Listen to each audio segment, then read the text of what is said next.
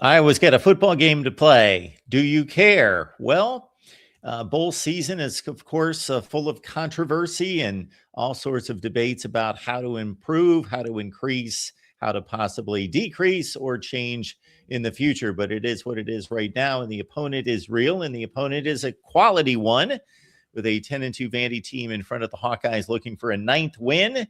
And another matchup against the SEC should be an interesting one, and we will size it up from the Iowa side, of course, but also the Vandy side here at the Voice of College Football for the next 60 with you. Comments and questions are welcome. We do welcome your Super Chat contributions. Also, keep in mind to please like the video and subscribe right here at the Voice of College Football. And, of course, your real destination on a regular basis, meaning just about every day, from the Hawkeye of the Storm with Corey Bratta. Corey, how you doing today?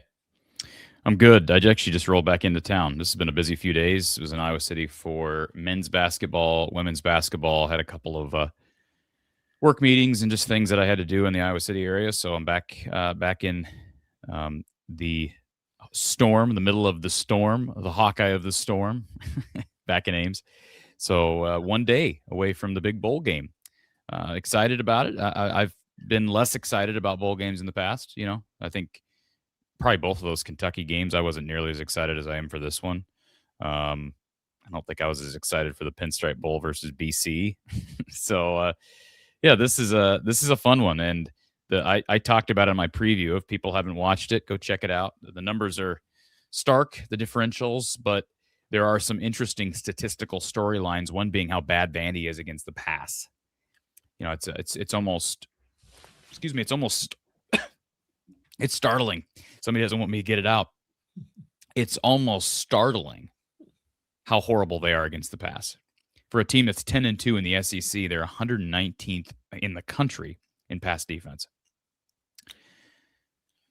I'm going to take a look at their pass efficiency defense because that means much more to me than the overall number. So I'm going to give that a look. But yeah, folks, by the way, if you're interested in playoff breakdowns, I did not get to Georgia Ole Miss, and that's not going to happen. Yeah, that's not going to happen. But the other three matchups, I went through all the national statistical rank between the two teams.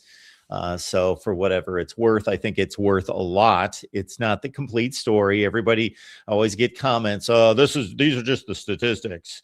And well, yeah, this is what the video is about. And then I try to provide some context to the stats, of course, and especially with really good teams, they have big leads in the fourth quarter, and you've got to weigh in all sorts of things. But yeah, this is a really good Vandy team, and I'm curious about the how that will weigh into the game plan for Iowa, how much Kirk and his staff, and of course, Tim Lester is approaching this, considering what seems to be a pretty obvious weakness that doesn't necessarily play into Iowa's hands, but whether they will try to work on their own passing game. But it's weakness against weakness, strength against strength, because Iowa's phenomenal defending the pass, and Vandy is really good throwing the ball. They are 12th in the country in pass offense. And, Iowa's, you mentioned context. So, yeah, like pass efficiency, I'd be curious to delve. I haven't dove that deep into some of these rankings. We do know that Eli Stowers is out, the top tight end for Vandy, who's declared for the draft and is skipping the bowl game. So that's obviously consequential. Two of their top five receiving leaders this season are tight ends. So, there's some similarities with at least the focal points of those passing attacks for these two teams. But what I find interesting is Vandy's phenomenal. If you look at their rush defense, they're really good against the rush. That's what's surprising about that. I mean, it's hard for me. Like if it was like Iowa, being 129th is not good. Nobody's claiming that being 129th in pass offense is good. But context is noteworthy, Mark, and I think you would at least admit that when you see that Iowa's top 50 in the country in rush offense, that does affect, like, the amount of efficiency they get on the ground, the amount they run the ball is going to affect their total yardage numbers. So I'd be more curious on that stat. Whereas on defense for Vandy, like, okay, they're 16th in the country rush defense. That doesn't line up for me 119th in the country. So what do your numbers say here? You're muted, by the way. Why can't I hear you? No, you're not muted. All of a sudden, your audio totally went out. I think people can still hear me. Your vocal meter is totally gone. Huh. That's never happened before. No, you're silent. Very strange. So can you hear me? There we go. Now we got you. Take me off mic. All right. Huh. Forget that for a second. I don't know what the deal is. Maybe something came unplugged, but not by the looks of it.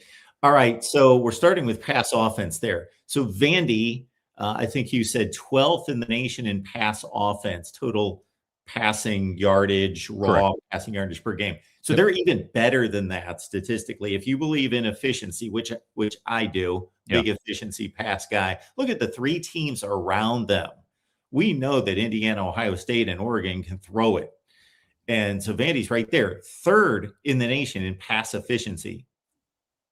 Now, it is noteworthy that Iowa played two of those other four teams and did pretty good against the pass. Yeah.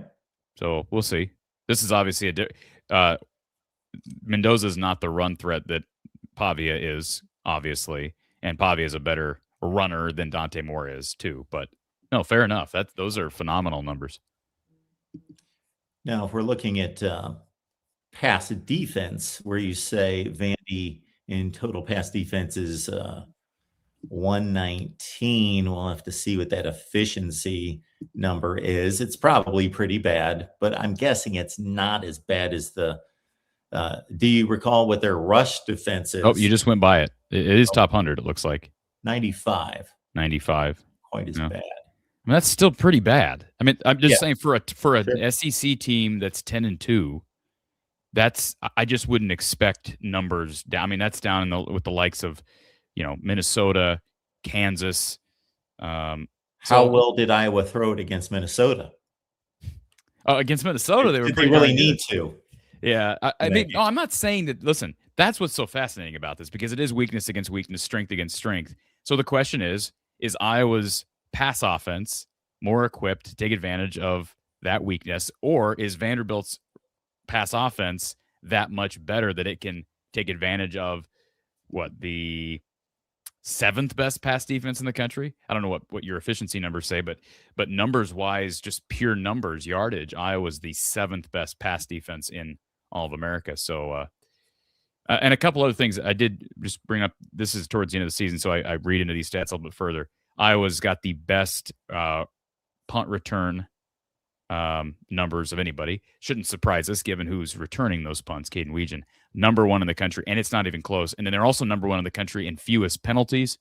That's a stat Iowa should win drastically. Don Patterson would be a better person to kind of give you an idea of how consequential penalty numbers are in a matchup like this. But I'll tell you, we can save this for the Big Ten show in about an hour, Mark. But the more I look at some of these, turnover margin, penalty numbers, the more I keep thinking the SEC has got a lot of undisciplined teams. There's a lot of talent in that league, and it overcomes some of these other areas. But like, if you look at the numbers, there's a lot of highly penalized teams in that league. And you look at the Big Ten, there's very low penalty numbers in the league. So, and maybe it's the difference of who you view who's employed, right? Who's officiating these games. I mean, this will just be interesting to see in a Big Ten SEC matchup how that plays out. So to answer your question, and we will take up this conversation next hour, because I'm on the record as saying the SEC is the best conference. Stand by, everyone. Not necessarily the best conference. Let me rephrase that. They have played the best in non-conference regular season games. That really can't be disputed. It's not close. However, the Big Ten has really stepped up in bowl play. The SEC has not thus far. Now, in regards to the games that really count, those two leagues, you got to imagine, between Oregon, Indiana, Ohio State, and Georgia, Alabama, Ole Miss, there are going to be some collisions. So those are going to be huge. To me, those are the most important games. And obviously from a logistics standpoint and from just a practical standpoint, those are the most important games. So if they're the most important games, I hope you place a really large emphasis if Ohio State or Indiana wins the national title. I hope you give the Big Ten, because you can't have it both ways. You can't say the non-college football playoff games aren't important, but then, just because Ohio State or Indiana won the national title, that doesn't give the Big Ten. I'm not saying the Big Ten. I actually think the SEC is probably a little bit better, but I am really the bowl season. You know how I've touted the SEC's lack of bowl play in recent years versus the Big Tens, and that has only continued this year. I don't know if is that more. Are the opt-out numbers that much different in that league? I don't know. I don't know. So yes, if Ohio State, Indiana, Oregon, whoever it would be, would win a national championship, especially against an SEC team, that can't be treated like the Illinois Duke game in week 2 of September. There's to be more weight. So there's just the process of laying out all the numbers and saying, here are all the results. And then there's giving context to the numbers, because if for just by chance, a bunch of top-rated SEC teams played a bunch of low-rung Big Ten teams and they went, 7-2, you can't just say, well, the SEC went 7-2. You got to bring to light, okay, Alabama was playing Wisconsin and so-and-so was playing so-and-so. And then I think the third degree of that is what you're bringing to light. Okay, if the top 3 to 5 of your league, even if you measure down to 16 and the bottom 5 or 6 of the SEC are better than the bottom 5, how much I think it should be counted, of course. It's the entire league rating. But really what's substantial in that would be the games that really matter among elite championship caliber teams and really good teams. Some of what I just said is somewhat anecdotal, because I'm looking at some of the stats and I'm kind of trying to comb through Iowa, Vanderbilt. But then I also, like the other day, I was rolling on my bowl picks. I mean, rolling. I think I was in the 98 percentile on ESPN. Not me. Good for you. Well, I was 98 percentile. Okay. And then I ran into Missouri and Texas. I'm sorry, Missouri and LSU. Yeah. And they killed me. They killed me. I picked Missouri and I picked LSU, and Missouri looked like horse crap, Mark. I'm serious. They looked Did you watch the game? They looked horrible. Caught up with the highlights. They looked horrible. Undisciplined. Yeah. Like, it made me think Eli Drinkwitz is not that great of a coach. I watched them a year ago beat Iowa, and I'm like, this team looked like garbage. I'm sorry. Couldn't run the ball, had no passing game whatsoever. And then LSU quarterback didn't play, did he? Say that again. I don't think their starting quarterback played. Prabula. Okay, so there's where we're going to come back. What does that have to do with every other aspect of the game? That's one aspect. They were bad everywhere. I'm just pointing out their starting quarterback. Prabula didn't play, yes, but okay. Nevertheless, and then LSU couldn't stop anybody. I mean, they just literally could not stop anybody. They're playing Houston. Houston's good, yeah, but they could not stop them. I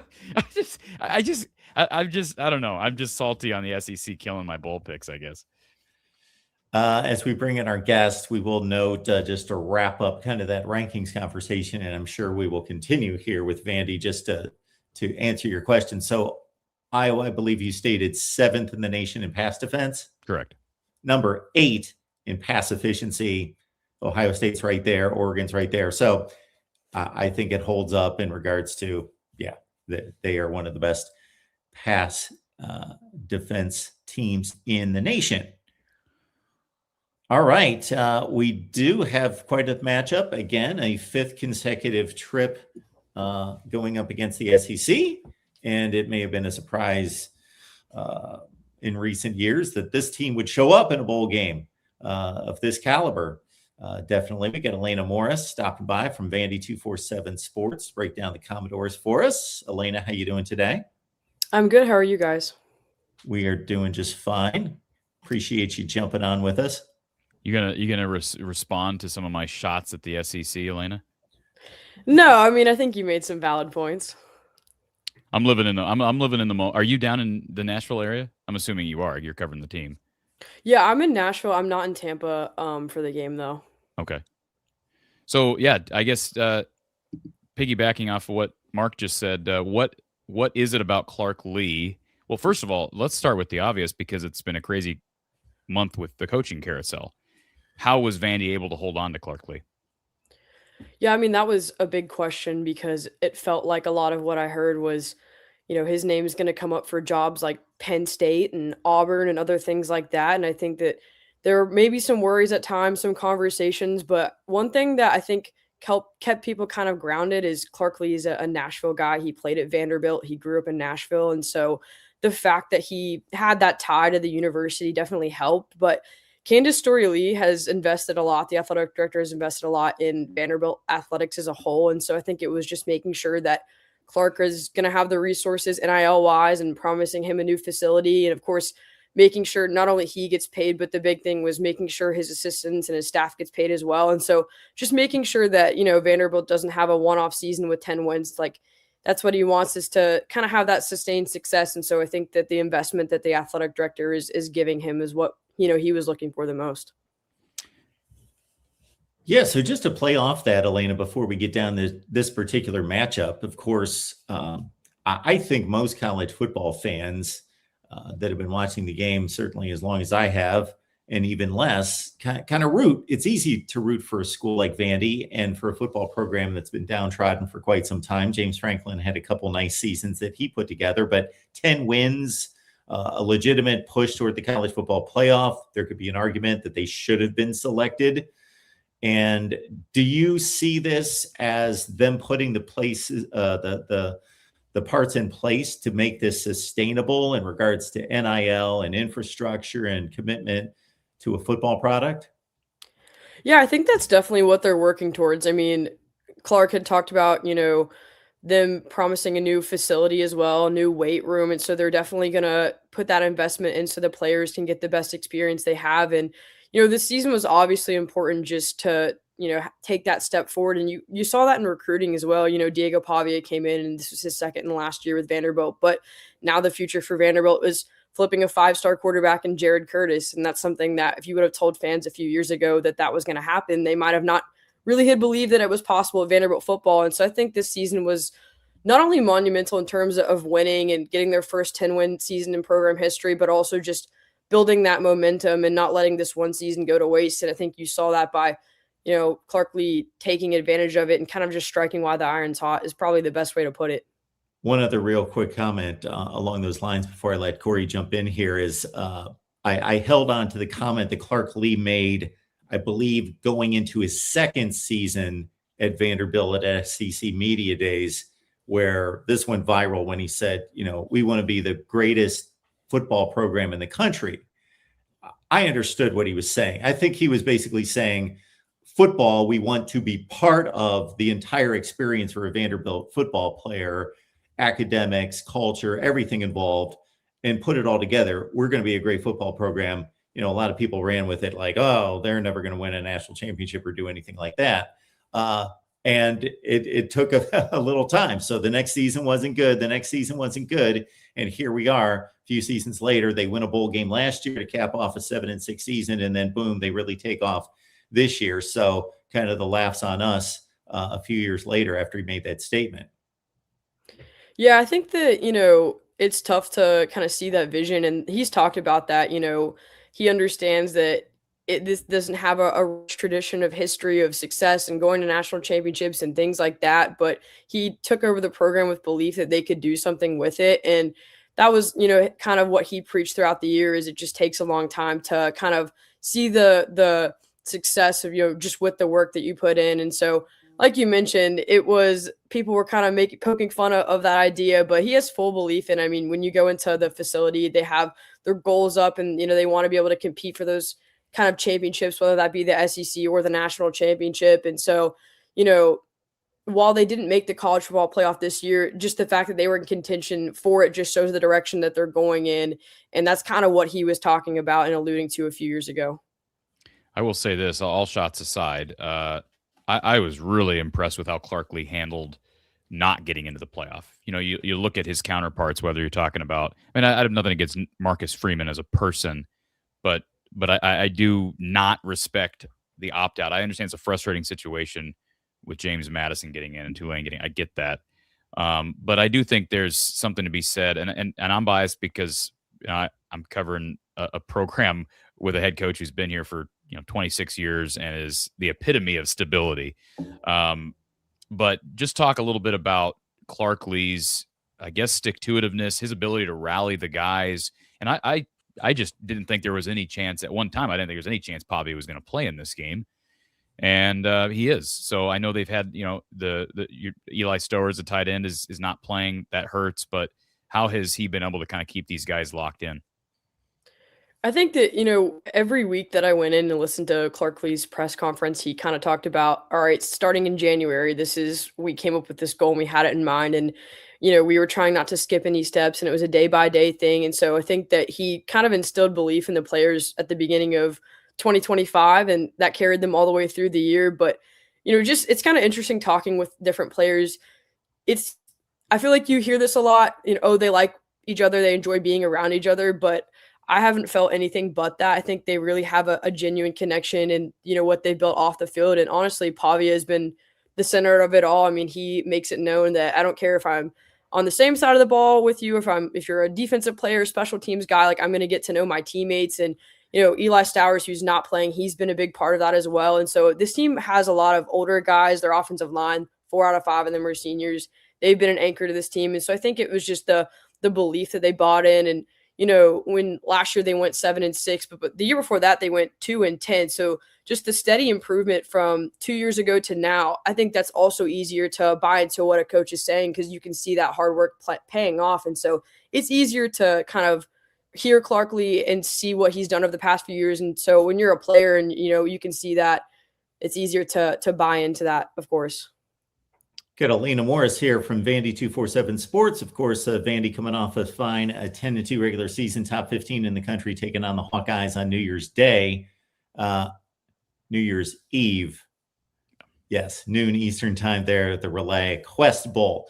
Alaina, I don't know. There might be a few players, probably Arch Manning and maybe a couple more at the big blue blood schools, that are more famous nationally than Diego Pavia, but very few. But I don't know that there's a player. I think I would, pretty much state this, that there's a player that's more popular, more famous on his team, with the rest of the supporting cast not nearly as popular. Like all of those other teams have other famous players on those teams, and it seems to be an enormous drop-off. So question part A would be just in regards to how has the team been able to gel as a team and, really fight for each other, considering he gets all the attention.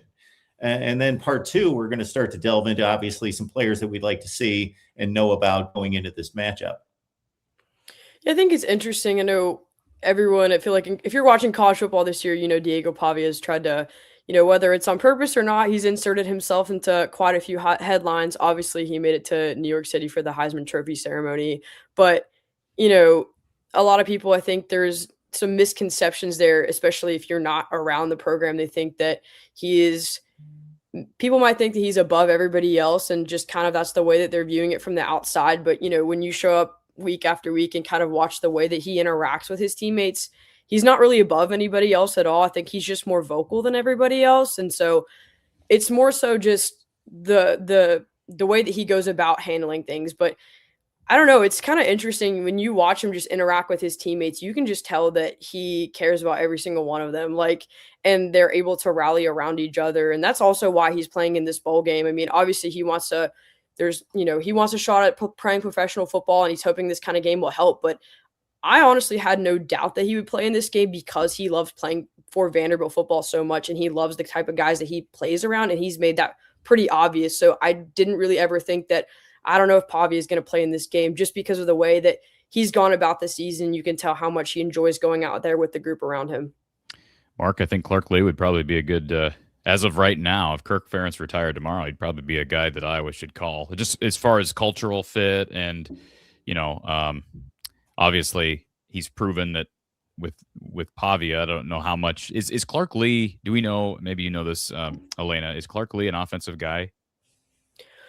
He's honestly more of a defensive guy. I Okay. believe last year he was serving as the defensive coordinator, but Tim Beck has been the guy calling their plays this year, and he came over from New Mexico State. Yeah. Well, Tim Beck knows what he's doing as well. But yeah, I'm impressed by I'm impressed not only by just culturally being able to rally those guys when it was clear they weren't making the playoff, and again to that point, like I listened to Clark Lee comment the day they got word that they weren't going, and I was just trying to put myself in that position. Like I'm thinking if Iowa was 10-2, Mark, you know this. If Iowa had been in 10-2, I'd have been pissed if they're not in the bowl game, like or in the playoff out of the Big Ten.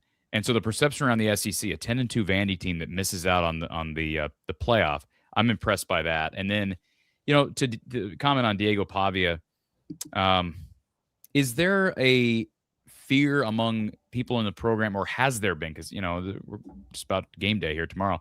Has there been a fear over the last month that some of his, for lack of a better word, antics could become a distraction, or is that all exterior, and we're just looking at that from the outside?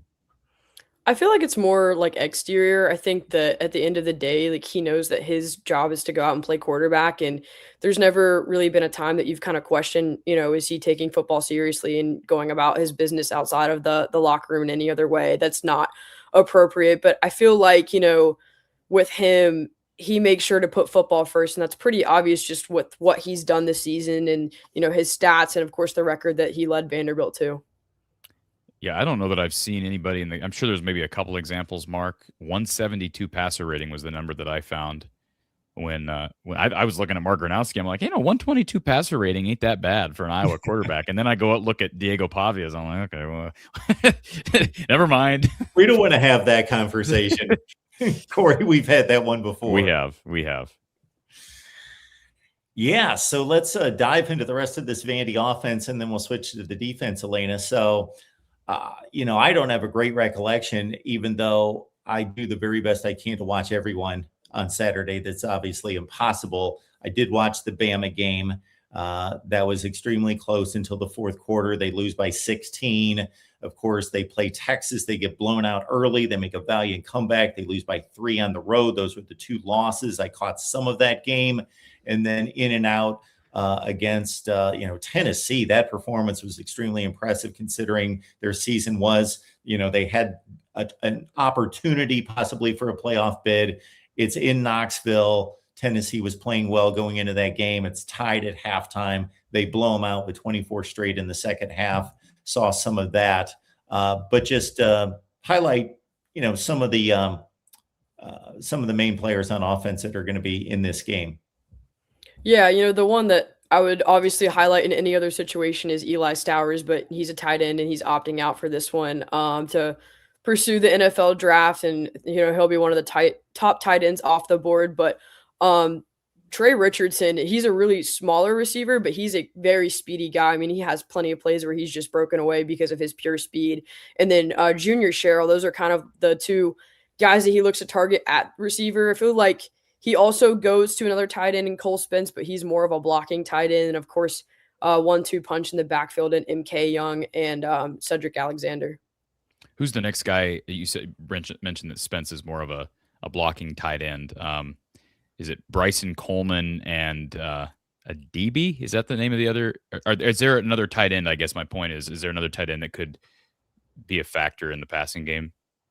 Yeah, the one that would be is Bryson Coleman. Emmanuel Adebayo doesn't really get into the passing game very much, but Bryson Coleman would be the guy. He had one big play, I believe it was for like 50 yards against Virginia Tech, where he found himself open and ran it in for a touchdown. So he has the ability to be an option in the passing game. It was just more consumed by Eli Stowers this year, rightfully so.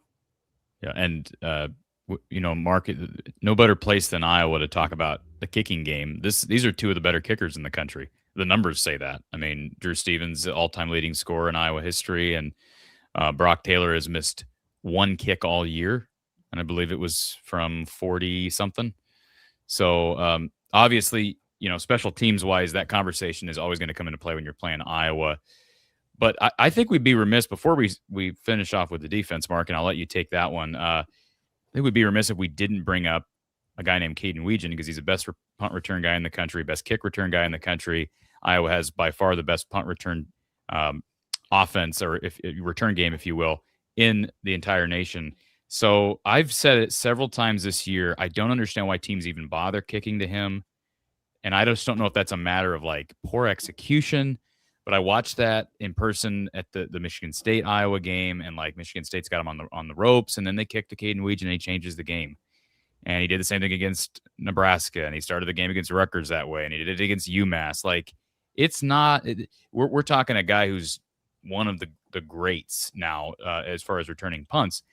So has that been addressed by Clark Lee? I know that's kind of getting in the weeds a little bit of this matchup, but he might be Iowa's most important impact player.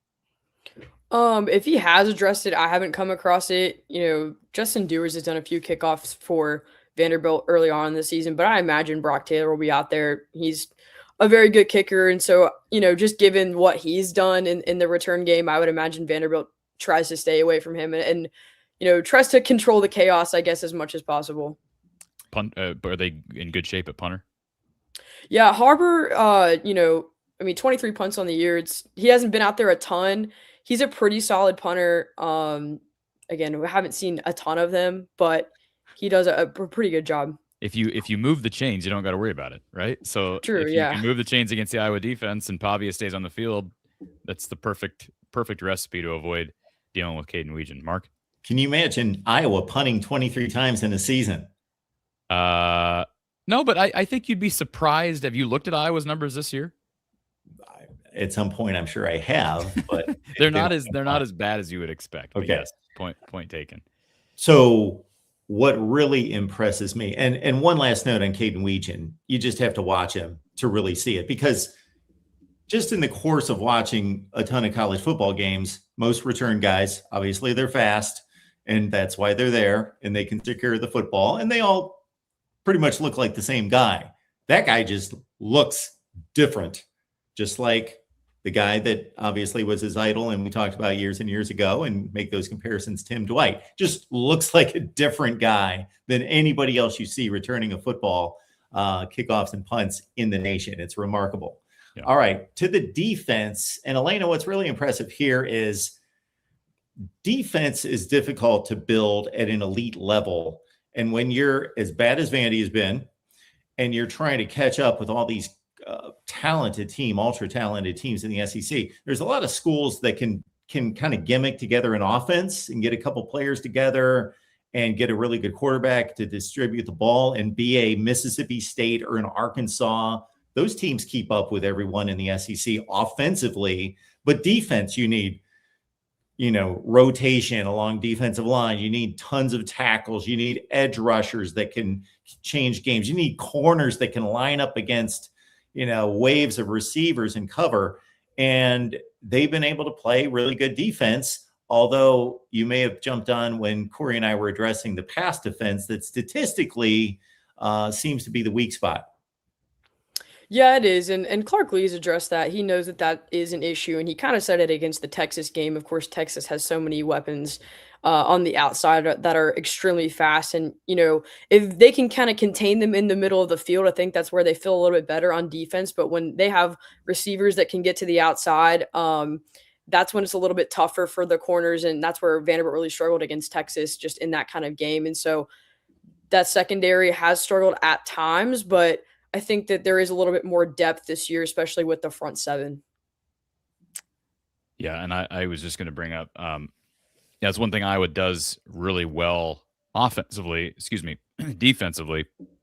is limit big plays, have explosive plays, super explosive plays, so 20 or 30-plus yard plays been an issue.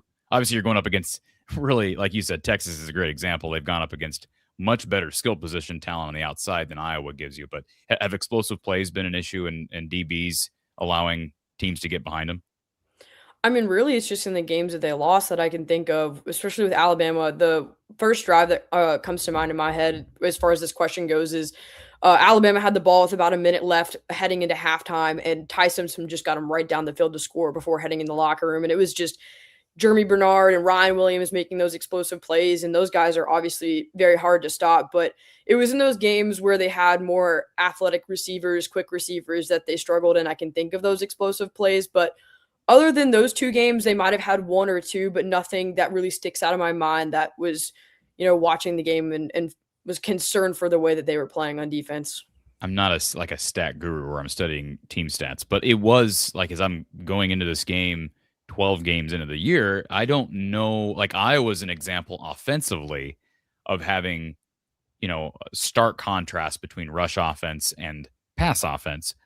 But part of that, I mean, all those stats go hand in hand when you're weighing the numbers against one another. But for Iowa, you rush the ball well, you have to pass less. Yeah, you're not great through the air, but it takes pressure off having to pass. You're going to run the ball more. With Vanderbilt, I don't know that I've seen a stark contrast numbers-wise, statistically, between a rush defense and a pass defense, because Vandy's 16 in the country in rush defense. So that is strength against, that's strength against strength, Mark. It's strength against strength, weakness against weakness all around on that side of the ball. So you mentioned the edge rush. Is there anybody else to look at or watch for in the middle that will prove to be an issue for Iowa's tailbacks? Corday Sidnor's been a guy that's been pretty impressive all year, and then they have more depth in the front seven. I think that was more of an issue last year, stopping the run and being able to get to a quarterback. But Corday Sidnor's one. Glenn Seabrooks, those are two guys that have been pretty good, as well as Jalen Stone in the middle. And how have they done against, obviously they're running against the best guy in the country probably as far as mobility is concerned, but how have they done against mobile quarterbacks? I think the one, honestly, that was a little more surprising that gave them trouble was when Ashton Daniels came to Vanderbilt. Auburn played that game on the road and sent that one to overtime. Don't know if it was just the lack of not having, a bye week or anything like that, but Ashton Daniels gave them quite a bit of trouble. Other than that, I can't off the top of my head think of, man, they really struggle with that guy. I think that was probably the game that, the quarterback gave him the most trouble with his legs. So Mark Daniels is a pretty good comp to Mark Gronowski. Is he? He really is. Yes. It was as far as style of run or just. Yeah. He's a mobile quarterback. He's a big guy. Okay. He's very effective runner. He's not elite. I wouldn't consider Gronowski like at the top of the sport, but very close to it. He's a very good runner. Yeah. Absolutely. Not a great passer, but capable. And he doesn't run like a quarterback. I guess that's my when I asked you about stylistically there speaking. That'll be interesting to see. Again, given the stark contrast between efficiency numbers against the run, against the pass, and then you have a quarterback who runs the ball a lot. I'd be curious to maybe I can do that in the next 24 hours, next 12 hours for the game, but comb through, what percentage of those numbers have been given up to opposing quarterbacks. Iowa on third down, he's going to be a threat to run, which is something Iowa hasn't had in a long time. So that's all I got, Mark. Anything else? Hey, I don't believe so. Alaina, we appreciate you stopping by. Everybody catch Alaina's work at Vandy 247 Sports. Is there anything in particular you would like people to know or where to find you? I don't think so. Right there is my Twitter or X, whatever you want to call it. All my work goes up on there, as well as the Vandy 247 website. We'll have football coverage tomorrow, and as well as the rest of basketball season. But appreciate you guys having me. Thanks, Alaina. Thanks for being here. Thank you, guys. Good stuff. Yeah. Everything about this matchup intrigues me from start to finish. One thing I was going to ask Alaina before I totally blanked it. I want to know, are there any country music artists that support Vandy football? I'm curious, because Nashville's a big city, right? But I'm just curious, are there any I guess my guess is there's a higher percentage of country music guys who have gone to Vanderbilt, maybe just because they've grown up in the vicinity. Country music runs in the family. I'm stretching the envelope there. Well, it makes sense. I just can't respond. I have no idea. I don't know either. And then the other thing is there guys that these guys have a lot of money, and is it possible that a couple of them really just want Vanderbilt to do well for the city of Nashville? I don't know. Would Vanderbilt doing well, would that affect the city of Nashville that drastically? I have no idea. Yeah, they've got so much going on. Yeah, from an entertainment music standpoint, but then also sports. Obviously, pro sports. Anytime you're in NFL city, it kind of overshadows everything else. But then you do bring in an interesting dynamic to it. It's just not an NFL city, Cincinnati, Pittsburgh. It's an NFL city, Nashville, where music is everything. So yeah, for Vandy to gain attention, I don't know what the impact of this 10-2 season was. It brought to mind, as soon as you mentioned something there, took me back. I have been to the Vandy Stadium once. That was for an NFL game. Went to a Steelers Titans game at Vandy Stadium, or whatever they call it. Why were they playing at Vandy Stadium? This is when the Houston Oilers first moved to Nashville. So this is like 1998, 99, okay. Somewhere around there. Interesting. Yeah, I was in Nashville last year for the Music City Bowl. I think it's a great town, great sports town, great music town. Have you been to the Johnny Cash Museum? Or I have only been to Nashville one other time, and that was for a wedding. So I was. Yeah, I'm surprised you haven't, because you're obviously a big Elvis guy, and I mean, I would just go to Nashville. Music wise, it's a great, Broadway is a great place to explore. Absolutely. 100%. So. Yeah, right. Can I just piggyback real quick? Sure. We were talking about the SEC and the Big Ten. The other thing about the Missouri game and again, I'm biased because I'm like my team is the team that I picked is losing, but like I thought play calling was unbelievable. Like it looked. I don't know who's calling plays there. I really have no idea. Is Drinkwitz an offensive guy? I don't even know. Then I literally lost respect for him watching that game. How you bring Ahmad Hardy off the field in several huge moments, including the biggest play of the game on a crucial 4th down, is beyond me. Like bringing an All-American tailback off, ridiculous. Like there were so many of those plays. I'm like, this is like Iowa. They have no idea what to do with the clock. They have no idea how to put the best personnel on the field. It was unbelievable. And it's like these decisions that are so blatant that the ESPN commentators are talking about them.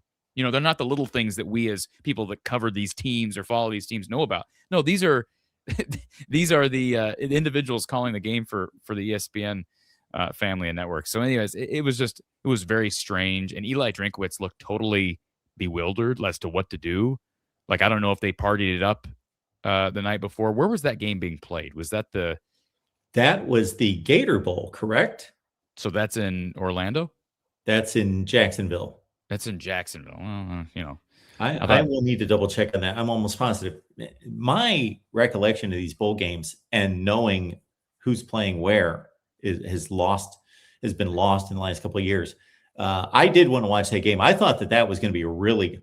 When I looked at the bowl matchups, I thought this is a top 5 bowl matchup. Virginia and Missouri. This is going to be a great game. It was horrible. I mean, muffed punts, ugly, just. Everything about it, penalty after penalty, stupid play calling, failed 4th downs. Like it wasn't like, well, the defense is really stepping up. No, one of the muffed punt that I can remember bounced off the guy's face, and he starts looking around like, "Where's the ball?" And it off a bounce. Yes, like he tried to field it, and he expects. Then he tried to field it off a bounce, and it bounces on his head, and then he turns around. He thought it was behind him, and meanwhile, Missouri's recovered it. It was so strange. Like both teams, to me, did not look very good. But eventually, Virginia pulled away. Missouri just had no offense. They were so Iowa-esque, like 2021, 2022 Iowa-esque. After scoring on the first drive. Yes, and recovering a muffed. Yes, they recovered that punt. By the way, they recovered that muffed punt deep into Virginia territory and then missed a field goal. They couldn't move the ball, couldn't get a first down, and then missed a field goal. Missed it by a mile, too. Yes.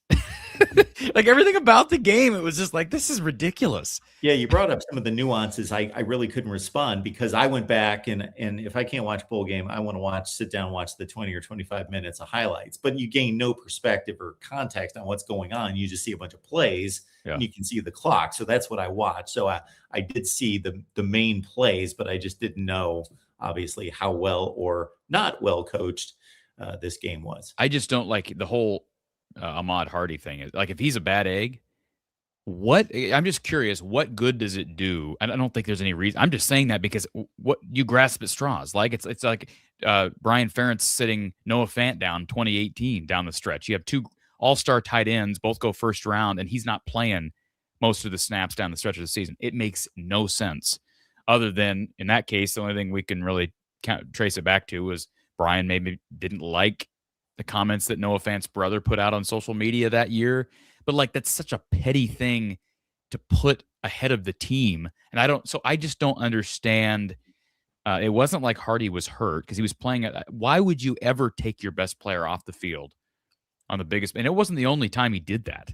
Like there were big run plays in that game where he trots off the field. And I'm like, yeah, strange. And then 8 Rock 2 brings up Oklahoma's offense has been ugly at times this year, even though that's a pretty darn good football team.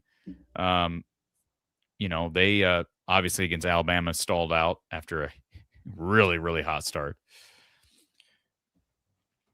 Yeah, and just to finish your Ahmad Hardy comment, you're taking one of the best players backs in the nation off the field. Not even if you are going to design a play not involving him, he exactly gets attention. Yes, he draws attention. So. Yeah, it makes zero sense. And then I believe the fourth down that I'm talking about, then this just goes right back to lack of discipline, sloppy play, poor football, ugly football, not fun to watch. Whoever the quarterback is, guy's name escapes me. And you told me that's not the other guy opposite, because Perbula lost the job or was out. Yes, it wasn't Sam Horn. Okay, so Sam Horn, and then it was the guy after that. Okay, fine. But I believe it. I could be wrong if maybe it wasn't a designed run, but they run him out to the outside, and he runs out of bounds. Like the defense is closing in on him. He runs out of bounds at the marker, but the guy had the ball in the wrong arm. Oh yeah, so the ball never crossed the line to gain. I mean, it's just simple awareness. Nor did he even attempt to stretch out. He just had the ball in his right arm. Yeah, it's just like, what are you doing? Yes, man. This must have been Matt Zollers or Tommy Locke. I don't think it was Tommy Locke. I think it was Matt Zollers played in this game. Yeah, that sounds right. They lost Brady Cook last year. He was a really good quarterback. He was a really good quarterback. But they had good quarterbacks this year. Horn and Perbula were both. You know what I find funny is when bowl season rolls around, I think you're so locked into Iowa football and then some periphery with the Big Ten because of Iowa playing these teams either before or after the game and then seeing other games. And those are probably the games you watch when you watch other games, that it just kind of opens up for you. And then you get into all these other teams. Very much so. That's why I don't like when I have to watch the SEC. What's their record in bowl games right now? 1-3. No, 2-4. Well, they played each other. So however you want to count Alabama, Oklahoma, it's obviously a win and a loss against each other, but 2-4, 1-3. Let's just cancel that one out for now. 1-3, I believe, is the record. Okay. So who's the one win? Who did win? I just saw 1-3. I'd have to think about it for a second. So Missouri loses to Virginia out of the ACC. LSU loses to Houston out of the Big 12. Texas A&M lost a playoff game to Miami. Texas A&M lost a playoff game to Miami, and wasn't there the win? Was there some stupid Ole Miss beat Tulane in a playoff game? That's 1-3. Hey, I don't even have to say it. I don't even have to say it. I don't. I don't have to say it. In the playoff, they're not the caliber of that team. But know that if we were just in the middle of the season talking about Tulane, you'd be like, well, they're a really good football team. Okay, but it'd be like me touting the Big Ten when beating James Madison this past weekend. You're not going to give them much of any credit for doing that. So the Big Ten's 5-0, and that's all they can do. So I'm not in any way taking away from this. But okay, Washington beat Boise State, so you're talking a mid-level Big Ten against a conference champion. But that was a mismatch, and they took care of them. Yep. So it's not like they squeaked by. Yeah, the Oregon James Madison. You're talking about one of the best teams in the country against James Madison. Minnesota, PJ Fleck. 7-0. They get it done. 7-0. But it's not exactly a lot of 7-6 teams he played along the way. So New Mexico, Minnesota should be. I know that the point spread was like basically a pick'em game, but they should. Minnesota, the University of Minnesota, with 50,000 students, should stomp on poor New Mexico. But obviously that was a close game. But they got the job done and won the game. As you can imagine, I've only watched like 3 bowl games pretty much start to finish, and Minnesota and New Mexico was one of them. So who else do we have from the Big Ten? Who are we missing? Penn State. They beat Clemson. Yeah, good win. Again, Clemson's not great, but but on their level, yes. Yeah, a 7-5, 6-6 game. Northwestern against a MAC team, but they trucked them pretty well. Yes. Yeah. And I'm not, so I guess where I'm coming from on all this is more so I'm not trying to tout the Big Ten or the SEC. It's more so like if the numbers, like you have the numbers from out of conference, et cetera. But like if we're going to talk about how elite the SEC is, and it is an elite league, but I also believe the Big Ten is elite. Like Missouri shouldn't be performing like that against Virginia, in my opinion. They just shouldn't. And it did almost win the ACC. Did have the best season in the ACC. Yes, but they're in the SEC. They're in the ACC, just like Houston is in the Big 12. So if we want to talk about exerting dominance, like, come on now. Like, I want to see LSU perform better and be able to stop Houston's offense. I mean, Missouri is the Big Ten's like Minnesota, Illinois equivalent. They went 4-4 in the SEC, playing a team that was the number 1 seed in the ACC championship game. So the SEC this happens a lot with the SEC. They get so many teams in the playoffs are in the old school, the BCS championship game and the BCS bowl games, is that they have to play up. They have to have like 7-5 teams play 10-2 teams. So there is that. LSU 7-5, Houston's 9-3, Missouri's 8-4, Virginia was 10-2 in the regular season. They do have to play up in seeds. I understand. I'm also going by eye test. I'm just like those simple things that, and I mentioned penalties. Some of that's anecdotal, but I have looked at the stats. The amount of penalties that I saw LSU committed on Houston, and I just see that kind of crap it seems like I always see SEC teams that appear to be faking injuries, SEC teams with blatant pass interference calls, SEC teams getting in fights. Like I just see, to me, this is how I described it to someone earlier today. I believe in general, the Big Ten has better coaches. I think the Big Ten has better coaches. I think the SEC has good coaches, really good coaches. I don't think they're as good as the Big Ten collectively, but I think the SEC just naturally gets better talent, specifically skill position talent. So they're flashier, but they also are less disciplined because they have worse coaching. That's my theory. I can't really back it up with any direct evidence other than what I'm, some of those stats and whatever else. Well, yeah, we would really have to pour through coaching staffs and at least the head coaches for me to give an opinion there. At first glance, I'm really not going to size up. Difference between I'm happy to do it. I'm happy to do it. There are probably 10 other coaches in the Big Ten I'd take before Eli Drinkwitz. At least 10 other coaches in the Big Ten that I would count on more so to lead my football team than Eli Drinkwitz. Lane Kiffin, he's a basket case. Okay, he's a basket case. He's a basket case. He's a basket case. He's all about himself. That's part of being a head coach. Mark. What was Ole Miss before he arrived? No, I'm not talking about. Okay, that's my point. Those guys are able to recruit incredible talent. But I'm talking about purely from a coaching standpoint. Just because Ole Miss has elevated them, coach. Like, I'm not saying you can't coach. I'm saying I would take Ryan Day in front of him. I would take Michigan's new head coach before him. Honestly, I would take Kirk Ferentz in his prime ahead of Lane Kiffin. You wouldn't, but I would. And I would. I'd probably take Clark. Hey, don't make judgments on who I would take. I would take Pat Fitzgerald in front of him. I would take. Let's see, who else would I take in front of him? I might even take Brett in front of him. Like, I know Brett struggled at Arkansas, but Ole Miss is a substantially better job than Arkansas. I believe that. Take Brett in front of Pat Fitzgerald. I can see that. Pat Fitzgerald's last 2 years, I somebody reminded me of that. The last 2 years were not good at Northwestern. Horrible. So it's going to be interesting. I mean, I've kind of been touting his name. Remember, I brought his name up for the Penn State job when that opened up. And you kind of pushed back a little bit. He ends up getting the Michigan State job, still a really good job.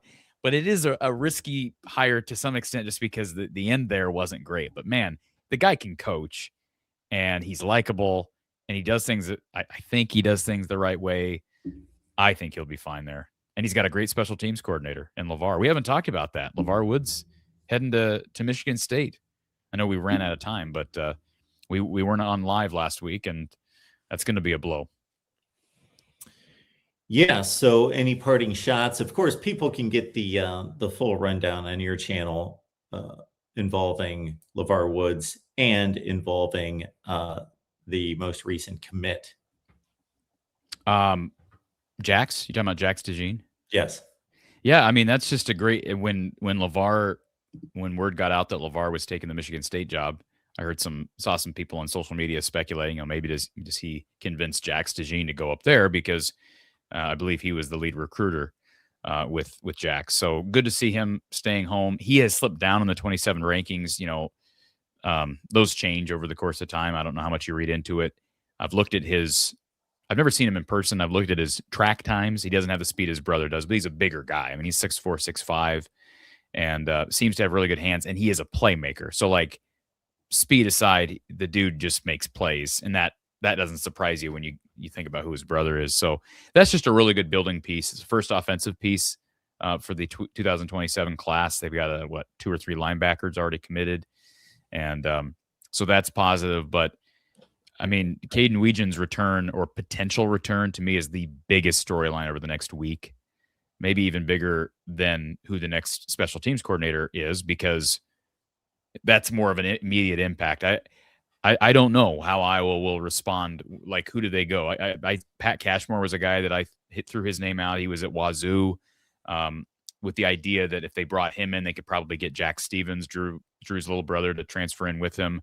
I don't know where Jack's headed. Doesn't sound like it's going to be Iowa State. Iowa State was able to hang on to Conrady, one of the few guys that's left on that roster. I mean, it's just sad what's happened to Iowa State, and Rogers really hadn't been able to do anything about it. I'm not talking about you. I'm talking about Jimmy. So, yeah, I mean, I don't know who they're going to go after as far as a special teams coordinator. The trendy name that's been thrown out there over the last few weeks has been Desmond King, because the guy just retired from the NFL. He was a great return guy in his own right, and he's a former Kirk guy who's been hanging around the program. He was there for, I think, Kids Day this past August, working with the team a lot. He's just been with them a lot this year, and so I don't know. Does Kirk have a plan? Yeah, probably. I doubt he's just proceeding through bowl prep saying we'll worry about that after, because I don't think he's not dumb.